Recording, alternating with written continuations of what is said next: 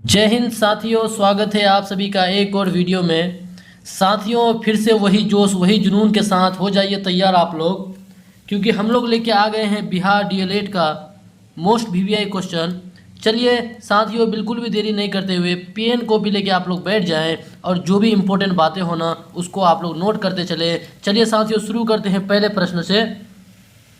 देखिए, पहला प्रश्न आपके सामने में है कि ध्वनि तरंगों की चाल किस माध्यम में सबसे अधिक होती है। फटाफट आप लोग बताइए साथियों कि ध्वनि तरंगों की चाल किस माध्यम में सबसे अधिक होगा। क्या साथियों आपका वायु में सबसे अधिक होगा, या जल में सबसे अधिक होगा, या फिर लोहा में सबसे अधिक होगा, या फिर साथियों निर्वात में सबसे अधिक होगा। तो देखिए, यहाँ से आप लोग को बताते चले कि ये लोहा जो है साथियों, ये आपका कौन सा माध्यम है, सॉलिड जिसको ठोस बोलते हैं। और जल जो है साथियों, ये आपका लिक्विड माध्यम है जिसको द्रव अवस्था बोलते हैं। और आपका वायु जो है ये आपका गैस माध्यम है, यानी पदार्थ का ये आपका ठोस अवस्था, ये द्रव अवस्था और ये गैस अवस्था। साथियों तो फटाफट बताइए कि ध्वनि तरंगों की चाल किस माध्यम में सबसे अधिक होता है। साथियों, जब भी ऐसा सवाल पूछे ध्वनि के बारे में आप ध्यान रखिएगा कि ध्वनि तरंगना सबसे अधिक आपका ठोस में होता है। और इन चारों ऑप्शन में देखिएगा तो यहाँ पे ठोस आपका कौन सा है, लोहा है साथियों। यानी सवाल का आपका जवाब क्या हो जाएगा, ऑप्शन सी हो जाएगा साथियों। देखिए, अगर क्या बोले कि अधिकता अधिक के हिसाब से अगर उसको आपको ऑर्डर में सजाने बोले तो सबसे अधिक ना साथियों किस में होता है, ठोस में होता है, यानी सॉलिड में होता है। उसके बाद उसकी चाल लिक्विड में होता है और सबसे कम चाल किस में होता है साथियों, गैस में होता है। इस बात को आप ध्यान रखिएगा साथियों। चलेंगे एक के बाद दूसरे प्रश्न में। देखिए, दूसरा प्रश्न आपका है कि वह प्रक्रिया जिसमें पौधों की जड़ों से जलवाष्प बनकर पत्तियों से निकलता है कहलाती है। देखिए, जल जो है ना साथियों, जल क्या होता है, वाष्प बनकर के, क्या बन के, वाष्प जिसको भाप बोलते हैं, वाष्प बनकर के किससे, पत्तियों से निकलकर वायुमंडल में चला जाता है साथियों। तो इस प्रोसेस को किस नाम से जाना जाता है, क्या उसको प्रासरण कहते हैं, या फिर ट्रांसपिरेशन कहते हैं, या अवशोषण कहते हैं, या उपचयन कहते हैं। फटाफट जवाब दीजिए साथियों। देखिए, ये जो प्रोसेस है ना, ये आपका पेड़ पौधों में होता है। क्या जल वाष्प बनकर के पत्तियों से वो कहाँ चला जाता है, वायुमंडल में चला जाता है। और इस प्रोसेस को क्या कहते हैं साथियों, इस प्रोसेस को क्या कहते हैं, ट्रांसपिरेशन कहते हैं। क्या कहते हैं, ट्रांसपिरेशन। ये इंग्लिश वर्ड है, अगर ये आपका हिंदी में इसको बोला जाए तो क्या हो जाएगा साथियों। देखिए, जल क्या बन रहा है, वाष्प बन रहा है। तो जल जब वाष्प बन रहा है तो इस प्रोसेस को क्या बोलेंगे, वाष्पोत्सर्जन। क्या बोलेंगे साथियों, वाष्पोत्सर्जन बोलेंगे। आप लोग ध्यान रखिएगा, या तो आपका ट्रांसपिरेशन लिखा रहे या वाष्पोत्सर्जन लिखा रहे, एक ही बात है साथियों। अब देखिए, ये जो वाष्पोत्सर्जन है ना, इससे एक और भी सवाल आपका बनता है जो आपके एग्जाम में पूछे जाते हैं कि पौधे के तापमान को नियंत्रित कौन करता है। देखिए, वाष्पोत्सर्जन प्रोसेस जो होता है ना साथियों, इसी प्रक्रिया द्वारा क्या होता है, पौधों का जो तापमान होता है, पौधों के तापमान को नियंत्रित किया जाता है। किसको, पौधों के जो तापमान, एक जो टेम्परेचर उसका होना चाहिए, उस तापमान को नियंत्रित कौन प्रोसेस द्वारा होता है साथियों, तो आपका वाष्पोत्सर्जन प्रोसेस द्वारा होता है। इस बात को भी आप ध्यान रखिएगा साथियों। तो इस सवाल का आपका जवाब क्या हो जाएगा, ऑप्शन बी हो जाएगा। चलिए बढ़ेंगे, दो के बाद बढ़ेंगे तीसरे प्रश्न की ओर। देखिए, तीसरा प्रश्न आपके सामने में आ गया। देखिए, एनर्जी को आप लोग कम मत कीजिए, अपने जोश को बरकरार रखिए। इस बात का आप कभी भी चिंता मत कीजिए कि एग्जाम कब होगा, बस आप अपनी तैयारी पे बने रहे साथियों। चलिए, तीसरा प्रश्न है कि यदि वस्तु उत्तल दर्पण के सामने रखी हो तो प्रतिबिंब कैसा बनेगा। देखिए, एक आपका उत्तल दर्पण, एक होता है अवतल दर्पण। अगर क्या बोला कि उत्तल दर्पण के सामने रखी हो तो प्रतिबिंब कैसा बनेगा साथियों, क्या वो प्रतिबिंब आपका वास्तविक और उल्टा बनेगा, या फिर आभासी सीधा और छोटा बनेगा, या फिर साथियों ऑप्शन सी वास्तविक और बड़ा होगा, या फिर ऑप्शन डी आभासी और बड़ा होगा। तो आप ध्यान रखिएगा, आई जो उत्तल दर्पण है ना साथियों, उत्तल दर्पण में प्रतिबिंब कैसा बनता है, आभासी बनता है। कैसा साथियों, आभासी, सीधा और छोटा बनता है। कैसा बनता है, आभासी, सीधा और छोटा बनता है। इस बात को ध्यान रखिएगा। इसी वजह से ना इसको किस रूप में इस्तेमाल किया जाता है, साइड मिरर के रूप में इस्तेमाल किया जाता है। इस बात को आप लोग बखूबी जानते हैं कि साइड मिरर में किसका इस्तेमाल किया जाता है, उत्तल दर्पण का इस्तेमाल किया जाता है साथियों। यहाँ से एक बात को और ध्यान रखिएगा। आपको क्या ध्यान रखना है एक बात को साथियों, तो साथियों यहाँ से आपको ध्यान रखना है कि जो आपका उत्तल दर्पण है ना, उत्तल दर्पण, इसके बारे में एक बात और आप नोट कर लीजिए कि इसको किस नाम से जाना जाता है, तो इसको अपसारी दर्पण के नाम से भी जाना जाता है। इस बात को भी आप ध्यान रखिएगा, किस नाम से साथियों, अपसारी दर्पण के नाम से भी इसको जाना जाता है, उत्तल दर्पण को। अगर आपको पूछ देता कि कैसा प्रतिबिंब, यदि वो अगर पूछ देता कि वह वास्तविक और उल्टा साथियों, तब आपका क्या हो जाता, तब आपका अवतल दर्पण हो जाता। तो इस सवाल का आपका जवाब क्या हो जाएगा साथियों, ऑप्शन बी हो जाएगा। चलिए बढ़ेंगे 3 के बाद चौथा प्रश्न की ओर। देखिए प्रश्न संख्या आपका 4, प्रश्न संख्या 4 देखिए आप लोग, क्या है कि रक्त में ग्लूकोज का स्तर कौन नियंत्रित करता है? बताइए, हमारे ब्लड में, हमारे रक्त में जो खून का जो ग्लूकोज का जो लेवल है ना साथियों, उसको कौन नियंत्रित करता है?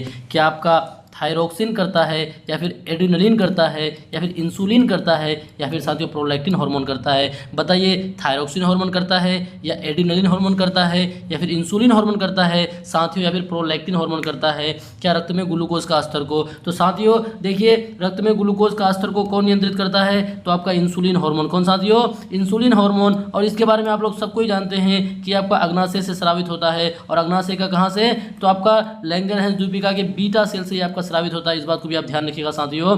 और इस हार्मोन को किस नाम से जाना जाता है? इसको लरो या उरो हार्मोन के नाम से जाना जाता है। इस बात को भी आप जानते हैं, लरो या उरो हार्मोन के नाम से जाना जाता है साथियों। इस बात को आप ध्यान रखिएगा। और थायरोक्सिन जो हार्मोन है ये आपका थायराइड ग्लैंड से निकलता है साथियों। इस बात को भी आप ध्यान रखिएगा। चलेंगे 4 के बाद 5वां प्रश्न की ओर। देखिए प्रश्न संख्या 5 आपके सामने है, और हम लोग कोशिश किए हैं कि फोटो के साथ, ताकि आपको बढ़िया से समझ में आ रहा है। देखिए क्या है साथियों कि डीएनए की दोहरी कुंडली यानी एडेनिन किसके साथ जुड़ता है? बताइए, डीएनए की दोहरी कुंडली में जो एडेनिन है साथियों, वो किसके साथ जुड़ता है? तो पहले यहाँ से तो आप लोग एक बात ये बता दीजिए कि जो डीएनए का दोहरी कुंडली ने डबल हेलिकल स्ट्रक्चर किसने दिया था? तो आप ध्यान रखिएगा साथियों, वो आपका कौन दिया था? Watson and Crick. कौन साथियों?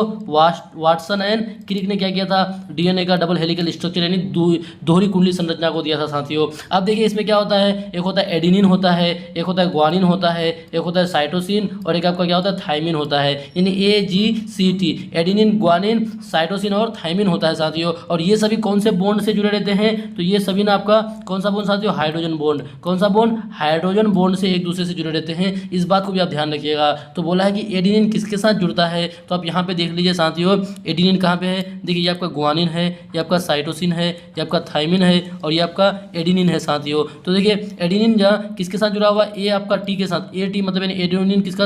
एडेनिन किसके साथ जुड़ा हुआ है? तो टी से आपका थाइमिन हो जाएगा। और थाइमिन ऑप्शन आपका कहाँ पे साथियों? ऑप्शन सी में आपका थाइमिन है। यानी एडेनिन किसके साथ जुड़ा रहता है? थाइमिन के साथ जुड़ा रहता है। कौन बॉन्ड के साथ जुड़ा रहता है? तो हाइड्रोजन बॉन्ड के साथ जुड़ा रहता है। इस बात को भी आप ध्यान रखिएगा साथियों। तो इस सवाल का आपका जवाब क्या हो जाएगा? ऑप्शन सी हो जाएगा। और ये भी ध्यान रखिएगा कि आपका साइटोसिन किसके साथ जुड़ा हुआ है? तो साइटोसिन आपका ग्वानिन के साथ। क्या पता आपका एडेनिन की जगह में साइटोसिन पूछ दे। तो इन सभी बातों को भी ध्यान रखिएगा साथियों। चलिए 5 के बाद बढ़ेंगे 6ठे प्रश्न की ओर। देखिए प्रश्न के 6 आपके सामने में है कि एक परिपथ में वोल्टेज को बढ़ाने के लिए किस यंत्र का उपयोग किया जाता है? देखिए आपको ना वोल्टेज को क्या करना है? हाई करना है। वोल्टेज को आपको क्या करना है साथियों? हाई करना है। तो वोल्टेज को हाई करने के लिए आप किसका इस्तेमाल कीजिएगा? क्या डायोड का इस्तेमाल कीजिएगा, या मोटर का इस्तेमाल कीजिएगा, या ट्रांसफार्मर का इस्तेमाल कीजिएगा, या वोल्ट मीटर का इस्तेमाल कीजिएगा? फटाफट इस सवाल का जवाब दीजिए। बहुत प्यारा सा सवाल है साथियों, और बहुत मज़ेदार सवाल है कि एक परिपथ में वोल्टेज को बढ़ाने के लिए किस यंत्र का उपयोग किया जाता है? तो ध्यान रखिएगा, चाहे वोल्टेज को बढ़ाने की बात करें या फिर वोल्टेज को घटाने की बात करें साथियों, तो वोल्टेज को बढ़ाने और घटाने के लिए किसका इस्तेमाल किया जाता है? आपका ट्रांसफार्मर का। किसका साथियों? ट्रांसफार्मर का इस्तेमाल किया जाता है वोल्टेज को बढ़ाने और घटाने के लिए। यहाँ से बस यही सवाल नहीं पूछेंगे, और यहाँ से एक और भी सवाल बनता है जो आपके लिए काफ़ी इंपॉर्टेंट है। अब आप पूछिएगा सर कौन सा सवाल, तो आपको ध्यान रखना है साथियों कि ये जो आपका है ना, ट्रांसफार्मर का खोज कौन किया था? तो आपको याद रखना है कि ट्रांसफार्मर का खोज अगर पूछ दे तो आप याद रखिएगा कौन? Michael Faraday. कौन साथियों? माइकल फैराडे क्या किया था? आपका ट्रांसफार्मर का खोज किया था। अगर इस डेट पूछ दे तो ध्यान रखिएगा 1831 में साथियों। इस बात को भी आप ध्यान रखिएगा। तो इस सवाल का आपका जवाब क्या हो जाएगा? ऑप्शन सी हो जाएगा। चलिए बढ़ेंगे। देखिए क्या बोला? वोल्टेज को बढ़ाने। आप ध्यान रखिएगा ट्रांसफार्मर क्या करता है, चाहे वोल्टेज बढ़ाने की बात करें या वोल्टेज घटाने की बात करें,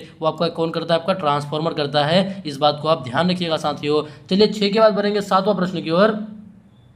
7वां प्रश्न अब आपके सामने में क्या है कि स्नायु आवेग यानी नव इम्पल्स का संचार किसके द्वारा होता है? हमारे शरीर में जो नव इम्पल्स होता है साथियों, उसका संचार किसके द्वारा होता है? क्या आपका हार्मोन के द्वारा होता है, या फिर रक्त के द्वारा होता है, या फिर विद्युत संकेत द्वारा, या फिर साथियों एंजाइम द्वारा? तो देखिए जो भी आपका नव इम्पल्स होता है ना साथियों, उसका संचार किसके द्वारा होता है? तो आपका विद्युत संकेत द्वारा। किसके द्वारा?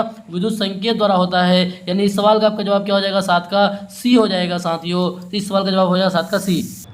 साथियों चलिए 7 के बाद बढ़ते हैं 8वां प्रश्न की ओर। आज के सेशन का 8वां प्रश्न देखिए आपके सामने में है। 8वां प्रश्न बोल रहा है कि मानव शरीर में आरबीसी, जिसको रेड ब्लड सेल कहते हैं, का जीवन काल कितना होता है। देखिए आरबीसी का जीवन काल से आपको सवाल पूछा है तो आपको बताना कि इसका जीवन काल कितना दिन का होता है। क्या साथियों 60 दिन का होता है, या 90 दिन का होता है, या 120 दिन का, या 180 दिन का। साथियों जवाब दीजिए फटाफट। तो देखिए यहाँ से ना कुछ बातें आप लोग और जान लीजिए कि देखिए आरबीसी को ना साथियों एक और नाम से जाना जाता है, जो आपका इसको एक और नाम से जाना जाता है, आप लोग नोट कर लीजिएगा इसको, एरिथ्रोसाइट। किस नाम से साथियों? एरिथ्रोसाइट के नाम से भी इसको जाना जाता है। किस नाम से? एरिथ्रोसाइट्स के नाम से भी जाना जाता है। इस बात को भी आप लोग ध्यान रखिएगा साथियों कि आरबीसी को एरिथ्रोसाइट्स के नाम से भी जाना जाता है। ठीक है साथियों, देखिए इसका जीवन काल कितने दिनों का होता है? 120 दिनों का होता है। इस बात को भी आप ध्यान रखिएगा साथियों, कितने दिनों का? 120 दिनों का इसका जीवन काल होता है। अगर यहाँ से आपको आरबीसी नहीं पूछ के अगर डब्ल्यूबीसी पूछ देता तो आपको ध्यान रखना है साथियों कि डब्ल्यूबीसी का जीवन काल ना आपका 13 से 20 दिन का होता है। कितना? 13 से 20 दिनों का होता है। इस बात को भी आप ध्यान रखिएगा। और डब्ल्यूबीसी ना साथियों इसका एक और नाम है, इसको बोलते हैं ल्यूकोसाइट। क्या बोलते हैं साथियों? ल्यूकोसाइट। इस बात को भी आप ध्यान रखिएगा साथियों, क्या? ल्यूकोसाइट। चलिए बढ़ते हैं इसके बाद अगले प्रश्न में, 8 के बाद 9वां प्रश्न की ओर। साथियों 9वां प्रश्न देखिए, 9वां प्रश्न क्या है कि न्यूटन का तीसरा नियम किस घटना से जुड़ा है। फटाफट बताइए कि न्यूटन साहब ने 3 नियम दिए थे, एक प्रथम गति नियम, द्वितीय गति नियम और तृतीय गति नियम। तो पूछ रहा है कि तीसरा नियम किस घटना से जुड़ा है। क्या साथियों केवल बल से जुड़ा है, या फिर कार्य से जुड़ा है, या फिर साथियों क्रिया प्रतिक्रिया से जुड़ा हुआ है, या फिर जड़त्व से जुड़ा हुआ है। फटाफट बताइए साथियों कि न्यूटन का तीसरा नियम किस घटना से जुड़ा है। तो देखिए आप लोग को बताते चले, ये जो आपका जड़त्व है ना साथियों, ये जड़त्व आपका न्यूटन का प्रथम नियम से, इस बात को आप ध्यान रखिएगा। ये आपका कौन सा नियम से हो जाएगा? प्रथम नियम से जुड़ा हुआ है कौन? जड़त्व। साथियों क्या बोला? तीसरा नियम से ना क्या हो जाएगा आपका? क्रिया प्रतिक्रिया हो जाएगा। क्या हो जाएगा? क्रिया प्रतिक्रिया हो जाएगा तीसरा नियम। आप जानते हैं कि हर एक क्रिया के विपरीत ना बराबर प्रतिक्रिया होता है, और ये आपका न्यूटन का तीसरा नियम होता है साथियों। यानी इस सवाल का आपका जवाब हो जाएगा ऑप्शन सी हो जाएगा। चलिए 9 के बाद बढ़ेंगे 10वां प्रश्न की ओर। देखिए 10वां प्रश्न आपके सामने है कि वह गैस जो श्वसन में उपयोगी होती है और दहन में सहायक है। देखिए श्वसन में भी उपयोगी होती है और दहन में भी सहायक है। बताइए साथियों कौन सा गैस है? क्या आपका नाइट्रोजन गैस है, या फिर ऑक्सीजन गैस है, या कार्बन डाइऑक्साइड गैस है, या फिर हाइड्रोजन गैस है? देखिए साथियों बहुत आसान सा सवाल था। तो देखिए आपका श्वसन में भी वो उपयोगी होता है और आपका दहन में भी सहायक है, यानी इसको दहन गैस के नाम से भी जाना जाता है। और आप लोग जानते हैं कि दहन गैस के नाम से किसे जाना जाता है? तो आपका ऑक्सीजन को साथियों। यानी सवाल का जवाब हो जाएगा ऑप्शन बी हो जाएगा। 10 का आंसर हो जाएगा ऑप्शन बी।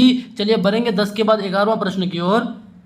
देखिए 11वां प्रश्न आप लोग देखिएगा, बहुत मज़ेदार प्रश्न है साथियों। आप लोग को बेहतर तरीके से समझने के लिए साथ में पिक्चर भी ला दिए हैं ताकि आपको इजीली समझ में आए।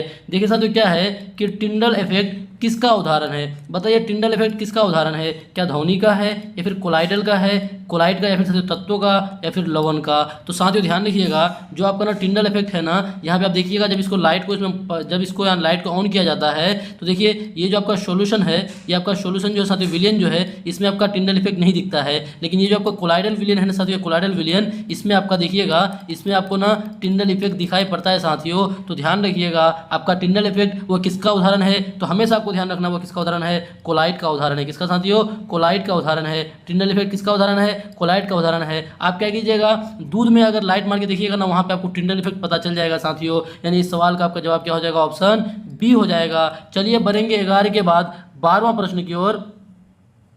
देखिए 12वां प्रश्न आपके सामने है कि अम्लीय वर्षा का मुख्य कारण क्या है। बताइए अम्लीय वर्षा का मुख्य कारण क्या हो सकता है? क्या कार्बन मोनोऑक्साइड हो सकता है, या फिर सल्फर डाइऑक्साइड और साथियों नाइट्रोजन डाइऑक्साइड हो सकता है, या फिर साथियों ओजोन हो सकता है, या फिर मीथेन हो सकता है? फटाफट आप लोग जवाब दीजिए कि अम्लीय वर्षा का मुख्य कारण क्या हो सकता है। यहाँ से आप एक बात और ध्यान रखिएगा, जो अम्लीय वर्षा होता है ना साथियों, अगर उसका आपको पीएच मान पूछ दे कि अम्लीय वर्षा का पीएच मान कितना होता है, तो आप ध्यान रखिएगा कि 5.6 से कम होता है। क्या होता है साथियों? 5.6 से कम होता है आपका अम्लीय वर्षा का पीएच मान। इस बात को आपको ध्यान रखना है। तो देखिए अम्लीय वर्षा का मुख्य कारण क्या हो जाएगा? वो हो जाएगा आपका सल्फर डाइऑक्साइड और नाइट्रोजन डाइऑक्साइड हो जाएगा। यानी इस सवाल का आपका जवाब क्या हो जाएगा? ऑप्शन बी हो जाएगा। और ये बहुत इंपॉर्टेंट सवाल था आपके लिए साथियों, इस सवाल का जवाब हो जाएगा ऑप्शन बी। चलिए बढ़ेंगे 12 के बाद 13वां प्रश्न की ओर। 13वां प्रश्न आपके सामने में है साथियों 13वां प्रश्न देखिए कि प्रकाश में रंग उत्पन्न होता है क्योंकि। देखिए प्रकाश में रंग उत्पन्न क्यों होता है साथियों, क्योंकि वो परावर्तित होता है या फिर अपवर्तित होता है या फिर अवशोषित और परावर्तित होता है या फिर साथियों सभी विकल्प। तो देखिए जब आप ना क्या कीजिएगा कि सूर्य की रोशनी ने प्रकाश को जब पास करते प्रिज्म से ना साथियों, प्रिज्म से पास कीजिएगा तो आपका 7 रंगों में बढ़ जाता है। तो प्रिज्म से पास करने के दौरान आप देखिएगा सबसे पहले क्या होता है, अवशोषित होता है और फिर परावर्तित होता है, यानी अपवर्तन होता है और परावर्तन होता है। इसी वजह से क्या होता है आपका प्रकाश, वो आपका रंग, प्रकाश में रंग उत्पन्न होता है साथियों। यानी इस सवाल का आपका जवाब क्या हो जाएगा, ऑप्शन सी हो जाएगा कि प्रकाश में रंग उत्पन्न होता है क्योंकि वो क्या होता है, पहले अवशोषित होता है और फिर परावर्तित होता है। इस बात को आप ध्यान रखिएगा। 13 का आंसर क्या हो जाएगा, ऑप्शन सी हो जाएगा। चलिए बढ़ेंगे 13 के बाद 14वां प्रश्न की ओर। देखिए 14वां प्रश्न आपका क्या है कि प्लाज्मा क्या है। प्लाज्मा क्या है, क्या प्लाज्मा रक्त का द्रव भाग है या फिर गैस की आयनित अवस्था है या फिर कोशिका का प्रकार है या फिर जल का रूप है। तो साथियों देखिए आपका प्लाज्मा है ना, तो प्लाज्मा आपका रक्त का ना द्रव भाग भी होता है। इस बात को भी आप ध्यान रखिएगा। प्लाज्मा क्या होता है आपका रक्त का ना द्रव भाग होता है और कितना % होता है, तो 55% होता है। इस बात को भी आप ध्यान रखिएगा साथियों। और आपका प्लाज्मा का रंग ना पीला होता है। प्लाज्मा का रंग कैसा होता है साथियों, पीला होता है। कैसा, पीला। और किसके कारण, तो बिलीरुबिन के कारण। इस बात को भी आप ध्यान रखिएगा। किसके कारण, तो बिलीरुबिन के कारण। बिलीरुबिन के कारण क्या होता है, प्लाज्मा का रंग ना साथियों पीला होता है। इस बात को भी आप ध्यान रखिएगा। तो देखिए प्लाज्मा क्या है, तो इस सवाल के हिसाब से ना यहाँ पे क्या हो जाएगा, और प्लाज्मा देखिए एक आपका क्या होता है साथियों, पदार्थ का भी अवस्था होता है। आप जानते हैं कि पदार्थ का अवस्था क्या होता है, सॉलिड, लिक्विड, गैस और आपको क्या होता है, बोस आइंस्टीन कंडेंसेट और आपका प्लाज्मा। आपका पदार्थ का 5 अवस्था होता है। तो ये जो प्लाज्मा है ना साथियों, ये आपको क्या हो जाएगा, गैस की आयनित अवस्था हो जाएगा। यानी इस सवाल का आपका जवाब यहाँ पे क्या हो जाएगा, ऑप्शन बी हो जाएगा। और अगर रक्त के आधार पर सवाल पूछता तो क्या हो जाता साथियों कि प्लाज्मा क्या है, तो आपका रक्त का द्रव भाग हो जाता। और क्या हो जाता साथियों कि प्लाज्मा कितना होता है, 55% होता है। और वो कैसा रंग होता है, पीला रंग होता है। किसके कारण, तो बिलीरुबिन के कारण। इस बात को भी ध्यान रखिएगा। फिलहाल इस सवाल का आपका जवाब क्या हो जाएगा, ऑप्शन बी हो जाएगा, क्योंकि पदार्थ की अवस्था के आधार पर पूछा था। तो इस सवाल का आपका जवाब क्या हो जाएगा, ऑप्शन बी हो जाएगा। चलिए अब 14 के बाद बढ़ेंगे 15वां प्रश्न की ओर। साथियों 15वां प्रश्न आपके सामने में है कि माइटोकॉन्ड्रिया को क्या कहा जाता है। फटाफट बताइए कि माइटोकॉन्ड्रिया को क्या कहा जाता है साथियों। क्या कोशिका का मस्तिष्क कहा जाता है या फिर कोशिका का संरक्षक कहा जाता है या फिर पावर हाउस कहा जाता है या फिर कोशिका की दीवार कहा जाता है। साथियों ज़्यादा बताएंगे नहीं, आप सबको पता है कि पावर हाउस कहा जाता है। क्या कहा जाता है, पावर हाउस कहा जाता है। सबको पता है ये बात। बस आपको यहाँ से ये बताना है कि माइटोकॉन्ड्रिया में इसमें जो ऊर्जा रहता है ना साथियों, जो इसमें ऊर्जा संचित रहता है वो किस रूप में रहता है। आपको कमेंट बॉक्स में बस इतना बता देना है कि वो किस रूप में वो ऊर्जा यहाँ पे संचित रहता है। आपको कमेंट बॉक्स में बताना है साथियों। और देखिए एक बात और ध्यान रखिएगा, आई जो माइटोकॉन्ड्रिया है ना साथियों, ये माइटोकॉन्ड्रिया इसका अपना क्या होता है, डीएनए होता है। इसका अपना क्या होता है साथियों, डीएनए होता है। इस बात को भी आप ध्यान रखिएगा। एक हो गया आपका माइटोकॉन्ड्रिया और एक आपका क्या हो गया, प्लास्टिड। एक क्या हो गया साथियों, प्लास्टिड। इन दोनों का क्या होता है, अपना डीएनए होता है। इस बात को आप नोट कर लीजिएगा साथियों। तो इस सवाल का आपका जवाब क्या हो जाएगा, ऑप्शन सी हो जाएगा। चलिए 15 के बाद बढ़ेंगे 16वां प्रश्न की ओर। तो बताइए साथियों आज का सेशन आप लोगों को कैसा लग रहा है। क्या आप लोगों का एनर्जी कम हो गया है क्या। आप लोग अपने एनर्जी को बरकरार रखें और मेहनत करते चलें। देखिए 16वां प्रश्न है कि मानव शरीर में यूरिया का निर्माण कहाँ होता है। बताइए साथियों यूरिया का निर्माण कहाँ होता है। क्या वृक्क में होता है या यकृत में होता है या फिर साथियों मूत्राशय में होता है या फिर अन्न नलिका में होता है। फटाफट जवाब दीजिए कि आपका जो शरीर में यूरिया जो है साथियों, यूरिया का निर्माण कहाँ होता है। तो ध्यान रखिएगा यूरिया का निर्माण कहाँ, यकृत में होता है। कहाँ पे साथियों, यकृत में यूरिया का निर्माण होता है। और कभी कभी एग्जाम में ना ये भी सवाल पूछ दिए जाते हैं कि प्रिय साथियों बताइए कि यूरिया का सूत्र क्या होता है। तो ध्यान रखिएगा NH2CO NH2 ये आपको क्या होता है साथियों, यूरिया का सूत्र हो जाता है। इस बात को आप ध्यान रखिएगा साथियों। चलेंगे 16 के बाद 17वां प्रश्न की ओर। 17वां प्रश्न आपके सामने में है कि किसी ध्वनि की तीव्रता किस पर निर्भर करती है। बताइए किसी भी ध्वनि की तीव्रता जो है वो किस पर निर्भर करती है। क्या साथियों तरंगदैर्घ्य पर निर्भर करती है या आवृत्ति पर या फिर आयाम पर या फिर गतिज ऊर्जा पर। ध्यान रखिएगा हमेशा कि ध्वनि की जो तीव्रता होती है ना साथियों, वो आपका आयाम पर निर्भर करती है। किस पर, वो आपका आयाम पर निर्भर करती है, एम्पलीट्यूड पर निर्भर करती है। इस बात को ध्यान रखिएगा कि ध्वनि की तीव्रता किस पर, आयाम पर निर्भर करती है साथियों। इस 17 का आंसर क्या हो जाएगा, ऑप्शन सी हो जाएगा। चलिए 17 के बाद बढ़ेंगे 18वां प्रश्न की ओर। देखिए 18वां प्रश्न आपका क्या है कि बीजों के अंकुरन के लिए आवश्यक नहीं है। देखिए आप यहाँ पे देखिएगा मिट्टी के अंदर ये आपका बीज है, ये बीज कुछ दिनों बाद ऐसा होता है, फिर इससे आपका वो अंकुर निकल के आता है, फिर धीरे धीरे देखिए और बड़ा, उसके बाद और बड़ा, फिर उसके बाद और बड़ा, इस तरह से आपका बड़ा होते चले जाता है साथियों। तो देखिए क्या बोला कि बीजों के अंकुरन के लिए ना क्या आवश्यक नहीं है, क्या प्रकाश आवश्यक नहीं है, या जल आवश्यक नहीं है, या तापमान आवश्यक नहीं है, या फिर ऑक्सीजन आवश्यक नहीं है। फटाफट जवाब दीजिए साथियों कि बीजों के अंकुरन के लिए क्या आवश्यक नहीं है। तो आप खुद से कॉमन सेंस लगा सकते हैं कि बीज को देखिए, बीज को मिट्टी के अंदर रखा गया है। बीज को कहाँ रखा गया साथियों? मिट्टी के अंदर, मिट्टी के अंदर। तो देखिए यहाँ तो आपका, यहाँ पे आपका जल भी होगा, यहाँ पे आपका टेम्परेचर भी होगा, और यहाँ पे आपका मिट्टी के अंदर ऑक्सीजन भी होगा। लेकिन ये जो प्रकाश है ना साथियों, बताइए मिट्टी के अंदर यहाँ पे प्रकाश होगा? नहीं होगा। प्रकाश नहीं भी है फिर भी अंकुरित हो रहा है, इसका मतलब बीजों के अंकुरन के लिए प्रकाश की आवश्यकता नहीं होती है। यानी इस सवाल का आपका जवाब क्या हो जाएगा साथियों? ऑप्शन ए हो जाएगा। चलिए बढ़ेंगे 18 के बाद 19वां प्रश्न की ओर।